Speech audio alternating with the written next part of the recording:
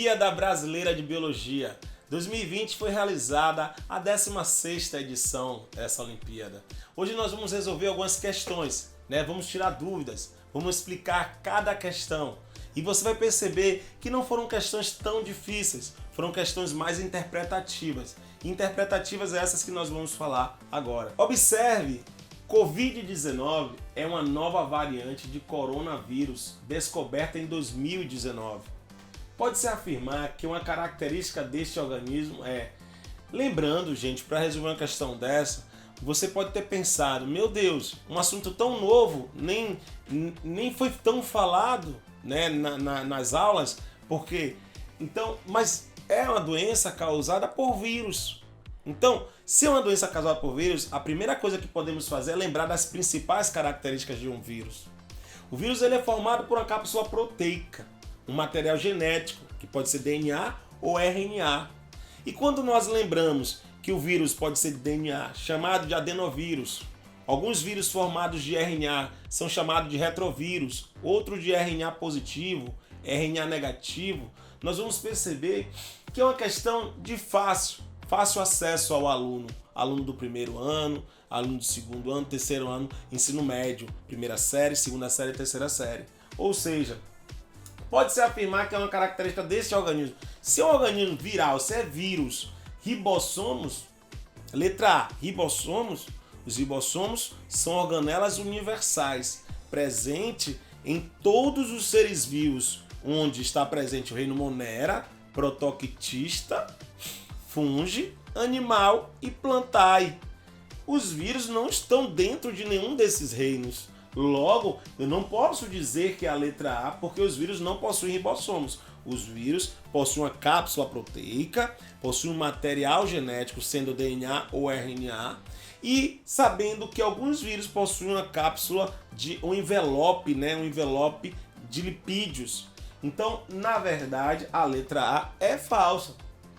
Vírus é procarionte. Nós já falamos sobre isso. No vídeo anterior, nós explicamos que procariontes são seres que não apresentam um sistema de endomembrana. E esses seres estão presentes no reino Monera. O vírus não é um ser procarionte. Quando você fala letra C, DNA como material genético, o vírus, coronavírus, ele não possui o DNA, ele possui RNA. Se ele possui RNA, ele não pode ser considerado um adenovírus. Ele não pode ser dito que tem um DNA como material genético. Não possui metabolismo próprio. Ele não possui metabolismo próprio. Pô, peraí, isso é uma característica de um vírus. Os vírus não possuem metabolismo próprio. Então, os vírus são parasita intracelular obrigatório. Então, se ele não possui metabolismo próprio, ele vai precisar do metabolismo da célula hospedeira. No caso do coronavírus, das células referentes ao sistema respiratório. E letra E, alta resistência fora do hospedeiro. Essa a gente já descarta. Então, a letra correta é a letra D de dado. Quando vamos para a segunda questão, pode-se afirmar que uma medida profilática em relação a essa doença é... Gente, a mídia está o tempo todo divulgando e nós aprendemos que é necessário lavar a mão adequadamente. Essa questão é nível fácil. Por quê? Combate ao morcego vetor. Letra C, uso de preservativos. Letra D, uso de medicamentos antigripais. Letra E, uso de antibióticos. Nós sabemos que antibióticos são utilizados para combater doenças bacterianas. Ah, mas eu conheço uma pessoa que está com Covid e está utilizando antibiótico. Essa pessoa possivelmente adquiriu uma infecção secundária. Ao adquirir o vírus, esse vírus tomou conta do seu sistema respiratório e ela infelizmente também adquiriu doenças secundárias causadas por bactérias. Então esses antibióticos serão utilizados para combater doença bacteriana. Quando nós percebemos que a letra A, nós vamos passar logo para a terceira questão. Embora extremamente simples, Acredita-se que os vírus tenham surgido no planeta após os primeiros seres vivos celulares. A característica que suporta essa hipótese é que os vírus possuem bioquímica complexa. Gente, o vírus é um parasita intracelular obrigatório. O vírus precisa entrar na célula para se reproduzir. O vírus ele não possui uma bioquímica complexa. O vírus é simples, cápsula proteica e um material genético. E às vezes ele pode ser o quê? Envelopado, como chamam, ou não envelopado. Mineralizam fora de seu hospedeiro. Bom, quando você fala mineralizam fora do seu hospedeiro, então eles cristalizam? Eles estão em fase de latência? Observe que não sofrem processos evolutivos. Os vírus estão sempre evoluindo, gente. Em 2003, 2002, nós tivemos aí um caso de coronavírus, uma cepa diferente. Hoje nós temos uma cepa totalmente diferente da de 2002 e 2003. Então dizer que eles não sofrem processos evolutivos, eu estaria contradizendo todas as informações que estão postas na mídia o tempo todo. Reproduzem somente de forma sexuada. Não. Quando você fala de... ele precisa de um hospedeiro para se reproduzir. Forma assexuada, sexuada, tem referência com os reinos, Monera, Protoctista, não é isso? Funge. Mas quando você fala reproduzem somente em células hospedeiras. Gente, a letra E é a verdade. Por quê? Porque o vírus é um parasita intracelular obrigatório. Reproduzem somente em células hospedeiras. Ele precisa do seu hospedeiro para se reproduzir. Ele precisa do seu hospedeiro para realizar seu metabolismo próprio. Tudo bem? Quando a gente fala aqui, ó, a relação ecológica encontrada entre Covid-19 e o homem pode ser. A gente já falou sobre relações ecológicas. A partir do momento que um organismo prejudica o outro, isso nós chamamos de antibiose? Não. Antibiose é uma relação ecológica interespecífica, onde o indivíduo produz uma substância que prejudique o outro ou impeça o seu desenvolvimento. Quando você fala canibalismo, é intraespecífica. Uma espécie se alimenta da própria espécie. Competição. O vírus ele não vai estar competindo com o homem. Ele vai estar parasitando o homem. Ele vai estar prejudicando o homem. Então o sistema respiratório vai estar todo comprometido. Ele vai estar parasitando. Então a relação existente entre o vírus e o homem seria de parasitismo. Lembra logo o conceito que o vírus é um parasita intracelular obrigatório. Predatismo nem se fala, predador, presa. Então não existe aí nenhum predador, nenhuma presa, existe um parasita. Adaptações à hipóxia, falta de oxigênio. Hipo quer dizer pouco, pouco oxigênio. Podem ser fisiológicas ou mesmo comportamentais. Uma resposta esperada em indivíduos que se desloquem para elevadas altitudes é... Lembra, gente, quem gosta de futebol sabe o que eu estou falando. Quando um jogador, ele sai do Brasil e vai jogar na Bolívia, La Paz, olha a altitude de La Paz. Então nós sabemos que o ar fica o quê? Fica mais rarefeito, pouco oxigênio. E nós precisamos nos adaptar. Se você lembrar quais as células que transportam oxigênio no nosso corpo, são os glóbulos vermelhos, os eritrócitos. Éritro quer dizer vermelho, cito quer dizer células vermelhas. As hemácias, elas transportam o nosso oxigênio. E nessa questão, nós vamos lembrar o que é ventilação pulmonar. Ventilação pulmonar, que às vezes a gente chama respiração pulmonar. Essa ventilação pulmonar nada mais é do que a entrada de oxigênio. Ela vai tentar oxigenar todo o nosso corpo e retirar o excesso de gás carbônico em uma inspiração e expiração. Ele vai perguntar para você, letra A, aumento na produção de plaquetas.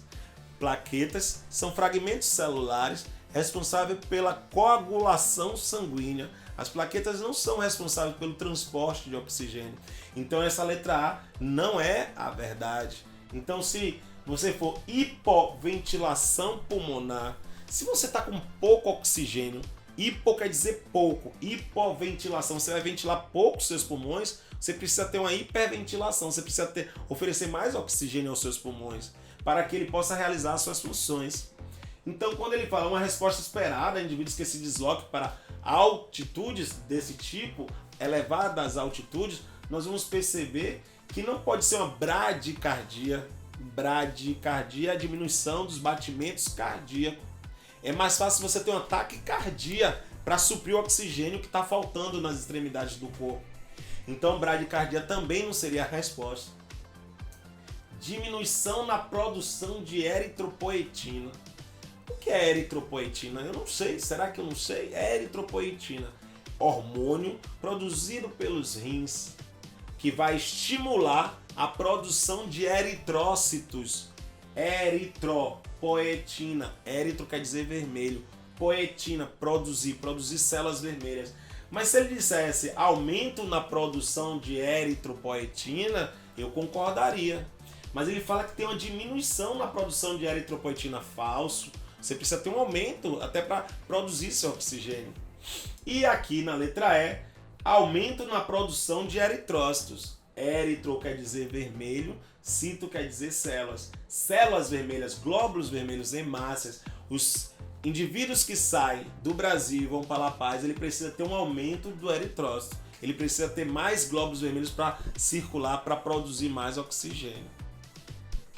Na sexta questão, eles descobriram que as células sofrem alterações nas expressões dos genes quando há uma mudança no nível de oxigênio ao redor deles. Esse fragmento de texto refere-se à expressão diferenciada de genes em resposta à oxigenação dos tecidos.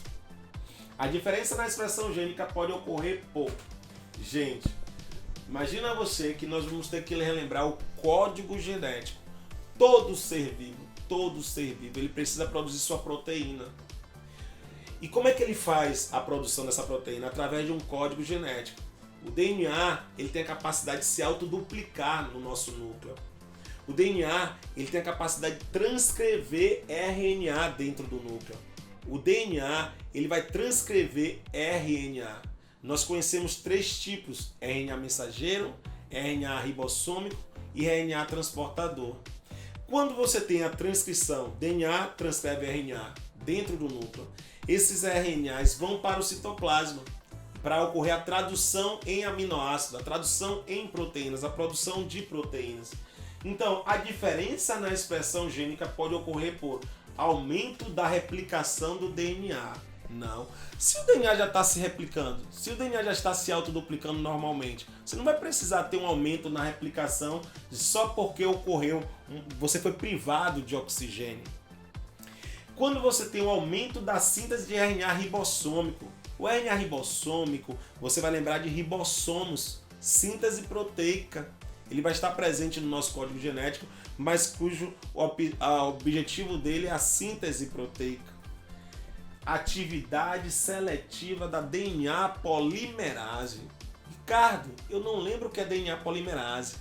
O DNA polimerase é uma enzima que vai auxiliar na autoduplicação.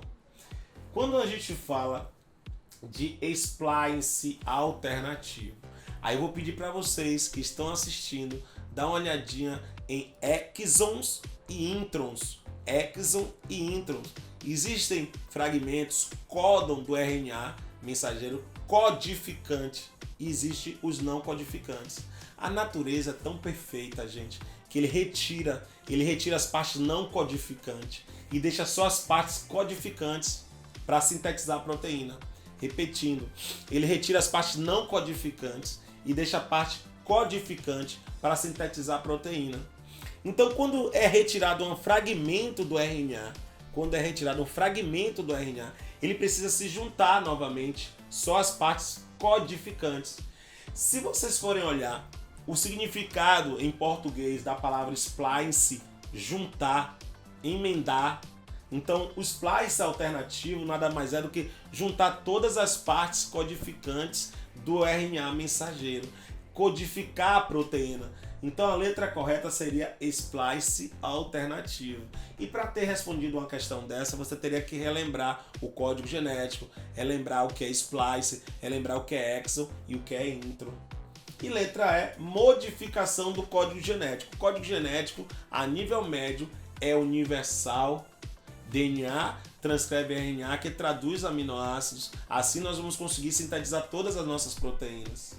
Bom, gente, na sétima questão nós temos aqui, ó, o excesso de atividade metabólica aeróbica pode levar ao acúmulo de radicais livres na célula e possivelmente desencadear doenças e promover o envelhecimento precoce. A organela celular envolvida diretamente no combate a radicais livres à medida que adquirimos esses radicais livres ou produzimos esses radicais livres, é necessário desintoxicar o nosso organismo. E quem é que faz isso com radicais livres? É o nosso peroxissomos. A resposta a essa pergunta é clássica: peroxissomos. Peroxissomos são organelas citoplasmáticas que têm o poder de desintoxicar. Ou seja, se você tiver lá água oxigenada H2O2, você pode marcar que o peroxissomo vai produzir uma enzima chamada de catalase e vai quebrar para liberar oxigênio. Então aqui nada mais é do que peroxissomos. Senhores, quando falamos sobre grupos sanguíneos, nós vamos estudar sistema BO, nós vamos estudar fator RH, sistema MN. O grupo sanguíneo, falando do sistema ABO, nós vamos encontrar 4 fenótipos: o fenótipo A, o fenótipo B, o fenótipo AB e o fenótipo O. Existe aí um genótipo para cada fenótipo. Lembrando que esse assunto da genética, nós falamos em polialelia. Um gen que ele pode se expressar em 3 tipos: isão A, isão B ou izinho. A relação entre isão A e isão B é de codominância. Nem isão A domina isão B, nem isão B domina isão A. Isão A e isão B, eles dominam o izinho. Existe o genótipo do A. Isão A é homozigoto. Isão A, izinho é heterozigoto. A mesma coisa nós temos para o grupo sanguíneo B. Isão B, homozigoto. Isão B, izinho, heterozigoto. E existe o grupo sanguíneo AB, que nós temos ali o isão A e o isão B. Como eu falei antes, nós temos aí uma relação de codominância. Nem A domina B, nem B domina A. E por último, não menos importante, nós temos o grupo sanguíneo O, antigamente conhecido como grupo sanguíneo 0, que nós vamos explicar por que 0, que ele é formado pelo izinho recessivo. Mas para continuarmos falar de grupo sanguíneo, nós precisamos também lembrar que existem proteínas envolvidas, proteínas essas que estão localizadas no plasma sanguíneo, chamadas de aglutininas. E existe o que nós chamamos de glicoproteínas localizadas na membrana dos glóbulos vermelhos. As proteínas localizadas no plasma sanguíneo é chamado de aglutininas. As glicoproteínas localizadas na superfície das hemácias, na superfície dos glóbulos vermelhos, são chamadas de aglutinogênio. Existem 2 tipos de aglutininas, anti-A e anti-B. Existem 2 tipos de aglutinógenos, o aglutinógeno A e o aglutinógeno B. Se você é do grupo sanguíneo A, você tem um aglutinógeno A e você tem uma aglutinina anti-B. Então quem é A tem anti-B. Quem é B automaticamente tem anti-A. E quem é O, quem é 0, ele não tem na sua superfície das hemácias aglutinógeno A e B. Agora ele possui no seu plasma sanguíneo anti-A e anti-B. Vamos ver se você entendeu. Se você for A, você terá na superfície das suas hemácias aglutinógeno A e no seu plasma sanguíneo anti-B. Se você for do grupo sanguíneo B, você vai ter na superfície das hemácias aglutinógeno B e no seu plasma sanguíneo você vai ter anti-A. Se você for do grupo sanguíneo AB, você vai ter aglutinógenos A e B na superfície das suas hemácias. E no seu plasma sanguíneo você não pode ter nem anti-A nem anti-B, porque senão você teria uma reação de aglutinação no seu corpo, de destruição das suas hemácias. E quem é O, conhecido também como 0 antigamente, você vai ter anti-A e anti-B no plasma sanguíneo, mas não vai ter aglutinógeno na superfície das hemácias. E nós vamos perceber a questão de quem doa para quem. Observe que estamos falando do grupo sanguíneo do sistema ABO. Quando nós falamos do sistema ABO, 4 fenótipos: A, B, AB e O. O O, ele doa para o A, o O, ele doa para o B, o O, ele doa para o AB. Mas o O só recebe dele mesmo. O A doa para o A, o A doa para o AB. O B doa para o B e o B doa para o AB. O AB recebe de todos. O AB recebe de todos. Você deve estar se perguntando, e quem é o doador universal? E quem é o receptor universal? Para a gente falar de doador universal e receptor universal, nós precisamos falar de outro fator sanguíneo, que seria o sistema do fator RH. RH, para resumir, nada mais é do que um fator proteico, onde quem tem, você diz que é positivo, quem não tem, você diz que é negativo. Se você tem o fator RH, você vai dizer que é fator RH positivo. Se você não tem esse fator RH, você vai dizer que é um fator RH negativo.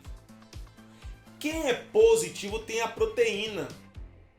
Quem é negativo não tem. Uma pessoa que tem proteína não pode doar para uma pessoa que não tem.